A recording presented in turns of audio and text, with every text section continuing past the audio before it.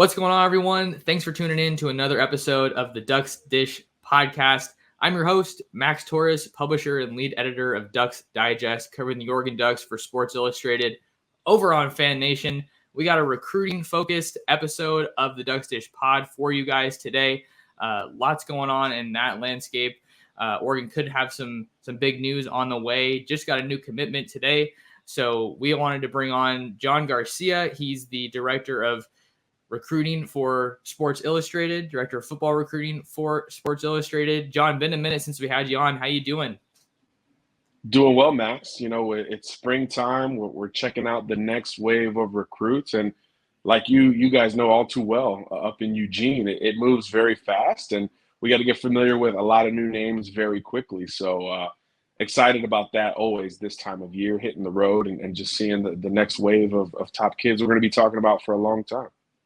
Yeah, you're all over the place on the road, hitting camps and getting eyes on this next wave of talent that is going to make up a lot of these top recruiting classes in the country. But we wanted to take a Duck focus today, a Pac-12 focus. So let's not waste any time, John. Ducks got a new commitment today, and that is in 2023 defensive lineman Tavita Pome from Layton Christian Academy out in Utah. And we are here to break down that commitment and kind of what it means for Oregon. I'm going to see if I can get my screen share going here.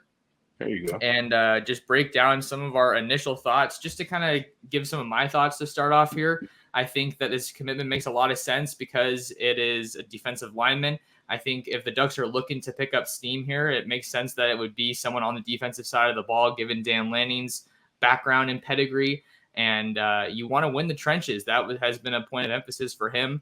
This is something that we have seen in the 2022 class. And then obviously under Mario Cristobal, we saw that it was important in the trenches. The Ducks did get Ben Roberts, another defensive lineman out of Utah, as well as Sir Mells. Those are two huge guys, both 300 plus. And we're seeing that pattern continue here with Tevita. So I like the commitment for sure for Oregon. Definitely important to win at the point of attack.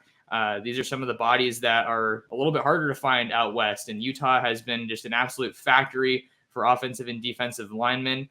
And the other point that I wanted to make is just important for him is that he's also a state champion in rugby. So you have that athletic background, and I think that definitely adds to his upside once he gets to the college level. Well, what you're seeing here is versatility, not only in multiple sports, as you mentioned, Max, rugby and football, but O-line and D-line. I love that about any physical defensive player. I love that two-way ability. If you're a corner, I want to see some receiver tape. If you're a linebacker, give me some running back tape. If you're a D-lineman, give me some O-line tape. It gives you a counter to what you're going to do in your job description every single day, and you know it with more familiarity, obviously, if you've played it. So those are major pluses right out of the gate. And then I'll jump into the rugby thing, Max. You expect foot quickness, and you get it. No, it's hard to carry 315 better than Tevita is carrying that 315, but you see it. You see the foot quickness, the snap quickness off of the line of scrimmage. When that ball snapped, he is the first person moving, which is really hard to do as the biggest player on the field. But we see that a lot right there. Easy swim and rip for a tackle for loss. I even saw one of these clips earlier, Max, where Tevita swims over two guys. So he's making two blockers miss with sheer quickness. But it doesn't mean he's got this lack of power or he's some kind of finesse player. There are many bull rush samples littered throughout this tape where he just simply says, hey, I'm bigger and stronger than the guy blocking me. Let's drive him into the quarterback, or let's drive him into the backfield, redirect, and get another tackle for loss. He understands leverage. The quickness is there. The length is there. The power, the raw torque is there as well. So foundationally, the floor is very high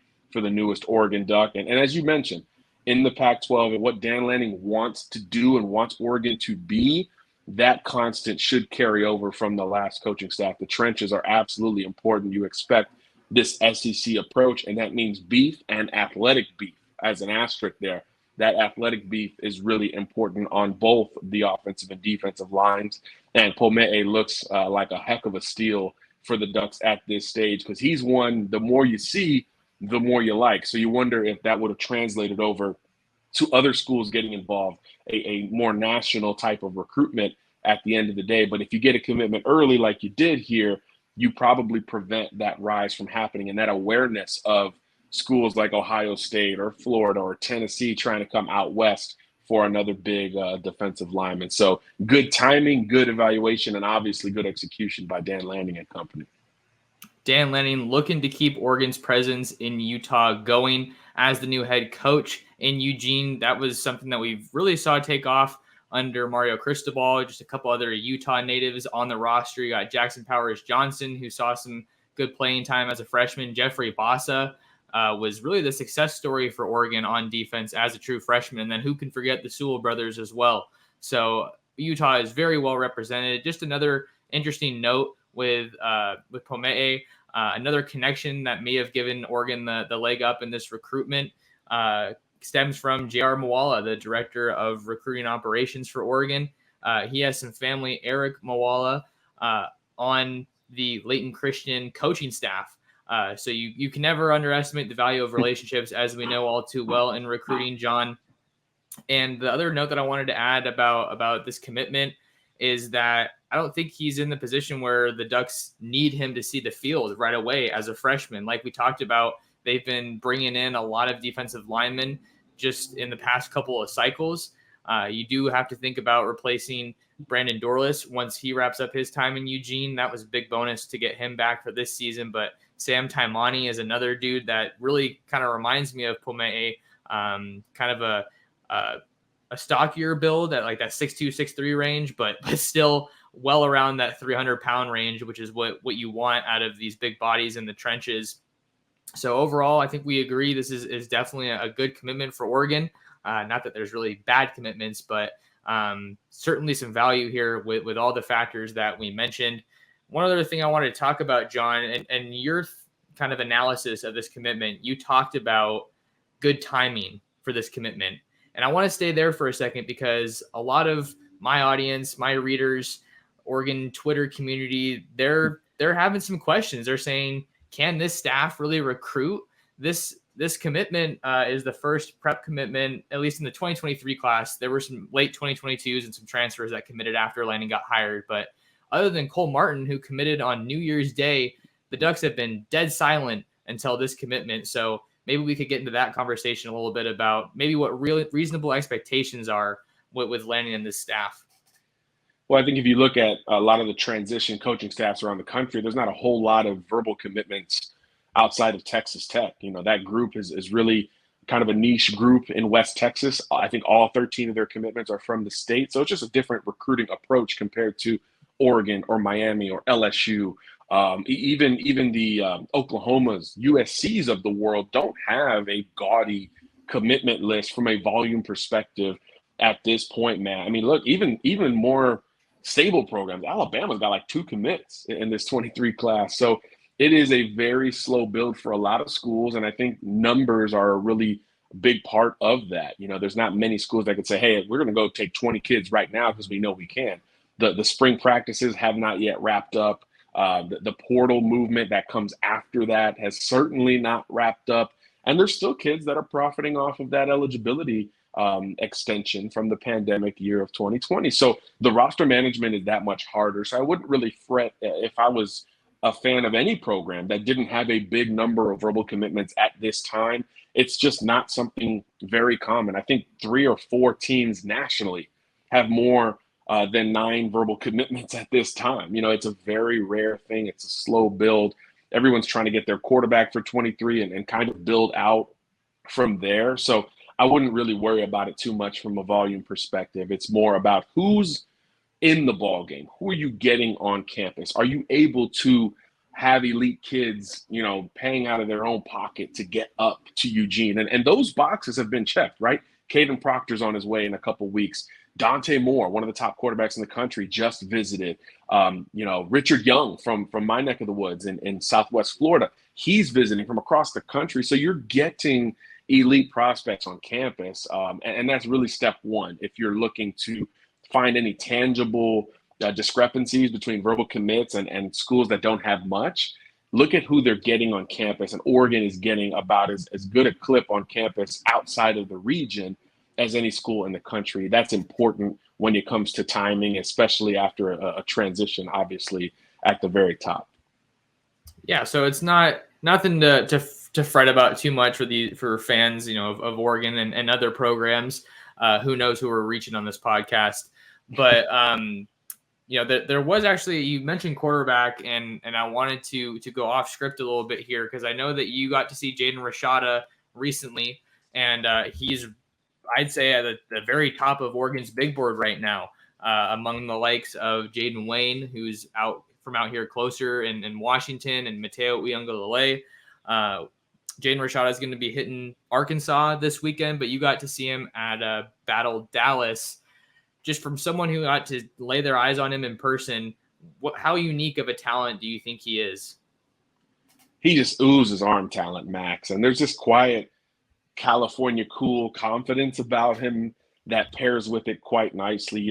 It really, it says a lot when you go out there and you look great, right? I mean, I think a lot of quarterbacks can do that. Look, it's 7-on-7. Let me not overhype a couple of nice throws in 7-on-7, but the sort of gravitational pull we noticed with Jaden stood out just as much as his frame and his arm at that event. He was playing with the Miami Immortals. He had never practiced with them. He had never been with any of these guys.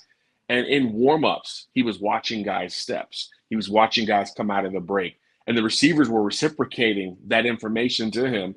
And by the time they got to the first game, it was bombs away. I mean, they did not get slowed down for about a day and a half. They ended up making it to the semifinals of the tournament. But physical traits aside, what I liked about Jaden Rashada was the confidence when you talk to him and the gravitational pull he has. After one 7-on-7 game, Max, Miami's wide receiver commit who was on the team, Robbie Washington, was like, I need to get this guy to Miami. Like, I need to get him with me. Like, I've seen enough. I'm already sold. So it was like an audition that he passed with flying colors. And then you watch the tape, great touchdown to interception ratio, big 6'4", 6'5" kind of cat, easy mechanics, which is something that's becoming more and more important. Everyone wants to talk about these fancy Patrick Mahomes arm angles and pure arm power and all of that. I mean, those are great things, but in this day and age, it's more about timing, anticipation, and touch. So if you have a smooth release like Jaden does, it just helps you manufacture the football that much more consistently. And that's really, at the end of the day, what the quarterback position is. You are the point guard of this football team. So Jaden checks a lot of those boxes as a breakout junior. I think he'll follow it up with a better year in 2022. But it's this confidence, this orbit that he creates with others around him that screams leader. It screams quarterback beyond what his right arm can do. So I was really fascinated to talk to him. And like you said, the race for his recruitment has really heated up. Oregon's getting him back on campus soon. Miami just got him on campus. Arkansas is up next. Ole Miss is heavily involved in this race. LSU's trying to get involved. This is a true national battle. But just like we talked about, it was important for Oregon to get kids outside of the West region on campus to prove that they can play in these games and play in these recruitments. It's obviously also important for you to win the ones that are inside your region. I think obviously Jaden would satisfy a lot of that if he were to pick Oregon. I know the relationship with Kenny Dillingham is strong there. It is building. It's ballooning over time. There's a lot of excitement on both sides of that equation. So I think that's going to be a really important recruit for Duck fans to watch, because this class of 23 is loaded at quarterback, and Jaden Rashada is one of the 5 or 6 best out there without a doubt. So if you get any one of those guys, you're a program that's obviously going to trend up in recruiting others, because there's no better recruiter than a quarterback that's verbally committed to your school. Yeah, you took one of my points right out of my mouth. I think that's part of the reason maybe that we haven't seen as much movement for the Ducks on the recruiting trail, because the staff is so focused on getting Jaden. But it's a little tough because you can't stop recruiting other guys. You can't say, hey, we're going to wait around to see what happens with Rashada, and then we'll really turn things up. So that's like one of the cool things about recruiting, is that you kind of have to keep guys warm and keep checking on them, make sure that they feel like they're a priority. So super important for the Ducks to keep tabs on Rashada. Another guy that they're after out of Pittsburgh is his teammate, wide receiver Rashid Williams. And I know he had a lot of good things to say about Oregon when I talked to him. And then Dan Lanning also stopped by Pittsburgh during January, prior to the dead period when all the coaches were out on the road. So no doubt about it, Rashada is going to be a guy that Oregon fans have to keep an eye on. He'll be back here for the spring game, like you alluded to, John. And then another guy to keep an eye on is Eli Holstein, the former Texas A&M commit who was recently offered by the Ducks. But we have a couple more topics that we want to get into here on this episode of the Ducks Dish podcast, and we will get into that right after this ad break. So make sure you stick around. All right, we are back on the Ducks Dish podcast. We are talking Oregon recruiting and some Pac-12 recruiting as well. Just two more points for John. He's been so great giving us some of his time. I know we're around 15 minutes, John. Sorry, I just want to get as much out of this as I can. But another guy that Oregon fans are really keeping their eyes on, and Pac-12 fans, is Rainier Beach offensive lineman Josh Conerly, who is set to come off the board here tonight, Friday, April 8th. It's about 4 o'clock as we record this, so time is not exactly on our side, but he's set to make his announcement at 6 p.m. Pacific on CBS HQ, I believe. So that would be a huge addition for Oregon. Maybe we can kind of get into that, what we know about this recruitment. He took an official to Oregon, and then he took an official to USC. So USC got the last official, but it was also reported by Brendan Huffman that Oregon got him back on campus last weekend. So it looks like they got the last word here. And boy, this would be a really big commit for Oregon, especially because he's the top player left on the board in 22, John.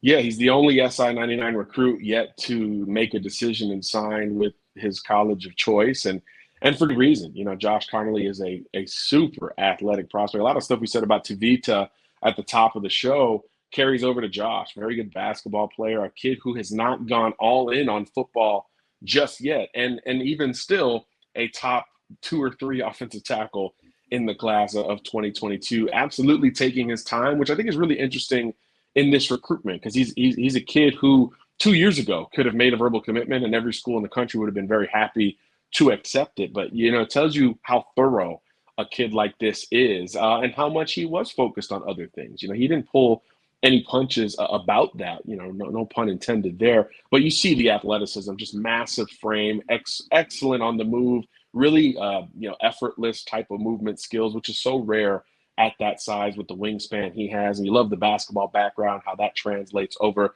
to footwork and the ability to redirect, among other things, and the ability to extend there as well. But this recruitment, like you said, really interesting down the stretch. USC gets the last official, but Oregon got the last word with that last visit. And I think that's where there's a little bit of question as to who he's going to pick. I definitely feel like it's between USC and Oregon. No disrespect to Washington and Michigan and Oklahoma and some of the other schools in the mix there. But this is really an Oregon-USC battle, which is what kind of it should be, right? I mean, let's be honest. From a national perspective, if I'm thinking Pac-12 and elite kid, I expect to see the Ducks and I expect to see the Trojans in that conversation. And I think that's where it comes down to for Conerly. I do think USC coming out of that official had the most buzz. But when you get that last visit, especially in a time where coaches can't hit the road and go see you, I really think there's room to put stock in that in the recruiting game because there's nothing like that in-person interaction, almost an overwhelming, head coach, position coach, coordinator. You can get everybody involved one last time for a kid. It's almost better than an in-home visit because typically those are limited in terms of the number of coaches who can hit the road. So it really worked out about as well as it possibly could have for Oregon leading up to the verbal commitment. But of course, as we all know, Max, recruiting is a closing business. It is a tangible, you got them or you don't kind of business. So all of that might not matter in the end if he picks USC, but obviously if he picks Oregon, the staff's ability to once again bring in elite talent to campus on his own dime really shines through. And I think that's the appeal of Oregon.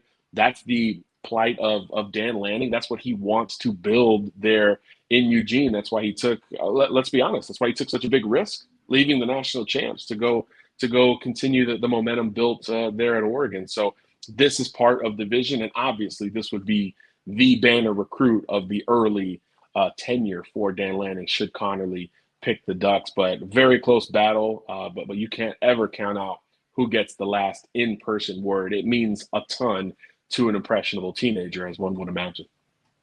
You already got into kind of what he adds on the field as an offensive lineman. So don't need to repeat too much of that. The Ducks did see some movement in the transfer portal along the offensive line, so certainly you can see a little bit more of a need there. But like you talked about earlier, no school is going to turn away a player of Conerly's caliber. That was a bit of a tongue twister. But Jonathan Dennis, a Florida native out towards your way, he entered the transfer portal earlier this week. And then just this morning, Jalen Jeffers, an Arizona native, also an offensive lineman, reportedly entered the transfer portal as well.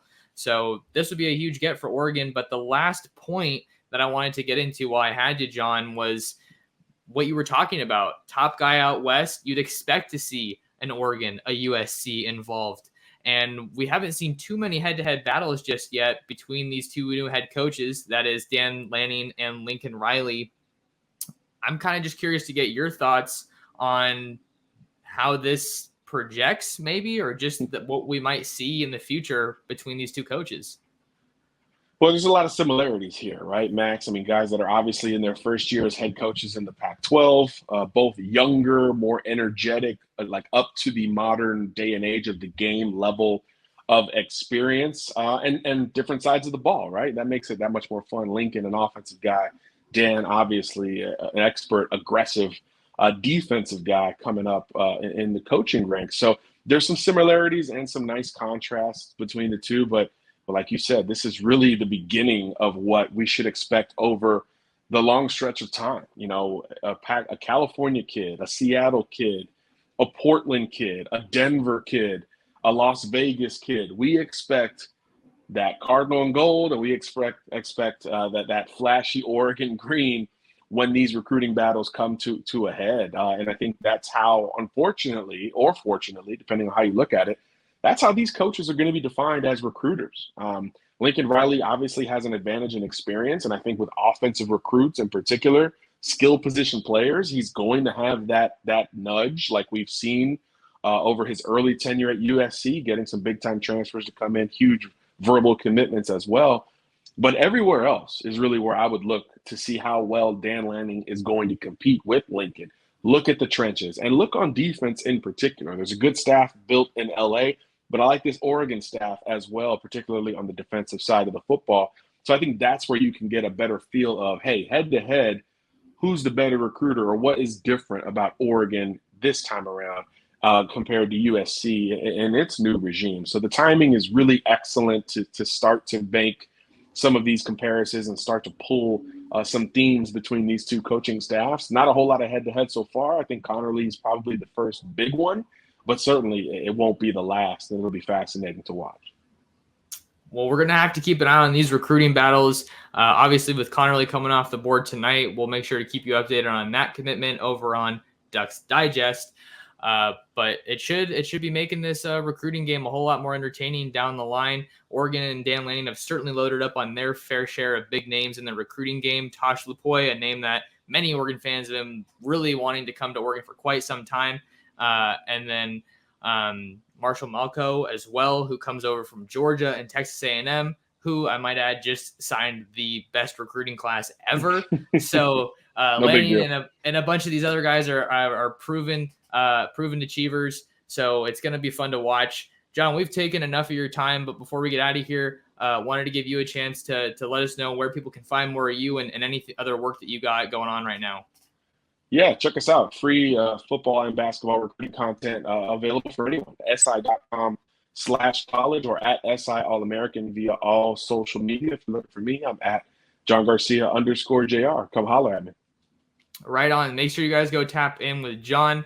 He's always got everything covered on a national scale, and he's hitting all those camps. If you want to find more of me, you can find me on Twitter at mtorresports, and you can also find me on YouTube at Oregon Football Max Torres. Kindly ask that you subscribe to the channel. And then you can find the Ducks Dish podcast most of the time on my YouTube channel, and then Apple Podcasts, Spotify, Stitcher, most of your podcasting platforms. But wherever you guys are tuning in, we appreciate you taking some time to talk about Ducks, football, and just spend some time with us. Big thanks to John, and we will catch you guys in the next episode. Take care.